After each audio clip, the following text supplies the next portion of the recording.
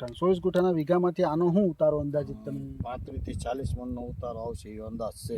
35 થી 40 મણનો ઉતારો આવી શકે. નમસ્કાર ખેડૂત મિત્રો, આજે આપણે 2 તારીખ જાન્યુઆરી મહિનો અને 2026ના રોજ એક મોટા સમઢિયાળા ગામ છે, ત્યાં એક પ્રગતિશીલ ખેડૂતની મુલાકાતે આવ્યો છે. ધનલક્ષ્મી અંગુર ક્યારે વાવેતર કરેલું હતું? શ્રાવણ મહિનો 2 હતા. શ્રાવણ મહિનો 2 હતા, એટલે વાવણી પછી ટૂંકમાં ઓગસ્ટ મહિનાની આજુબાજુ. તો હવે તમે આ અંગુર તુવેરનું વાવેતર કરેલું છે, આ વેરાયટી તમને કેવી લાગી છે? આમ અત્યારે વેરાયટી ફર્સ્ટ ક્લાસ. આમાં શું ખાસિયત જોવા મળે છે તમને? ફાલ પેલ તો બહુ જોવા મળે છે. બાકી આમ હાઈટ બાઈટ બધું માપે છે એવું છે. અને આ જે દાખલા તરીકે આ જે બેઠક બેઠી છે, જનરલ તુવેરનું વાવેતર તો તમે ઘણા વર્ષોથી કરતા હશો.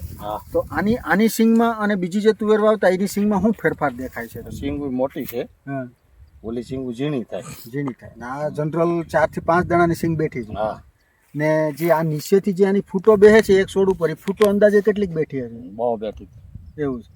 અને આ જે બેઠક છે, જનરલ તુવેરનું વાવેતર કરતા હોય એમાં જે બેઠક હોય એ અમુક વેરાયટીમાં ઉપરની સાઈડ હોય. આમાં કેવું છે? આમ છે નીચેથી જ ફાલ લીધો હતો. નીચેથી જ ફાલ લીધેલો છે. અને આમ જે ટૂંકમાં આ તમે એક સિંગ જોઈ શકો છો, 1 2 3 4 ને 5ની સિંગ છે, તો 5 દાણા ભરાયેલા દેખાય છે. તો આ તમે તુવેરનું વાવેતર કરો છો તો તમારું શું કહેવું છે? આ વીઘે શું ઉતારો આપી શકે તમારો? 16 ગુઠાનો કે 24 ગુઠાનો વીઘે? મારો 24 ગુઠાનો. 24 ગુઠાના વીઘામાંથી આનો શું ઉતારો અંદાજિત તમે? 35 થી 40 મણનો ઉતારો આવશે એવો અંદાજ છે. 35 થી 40 મણનો ઉતારો આવી શકે.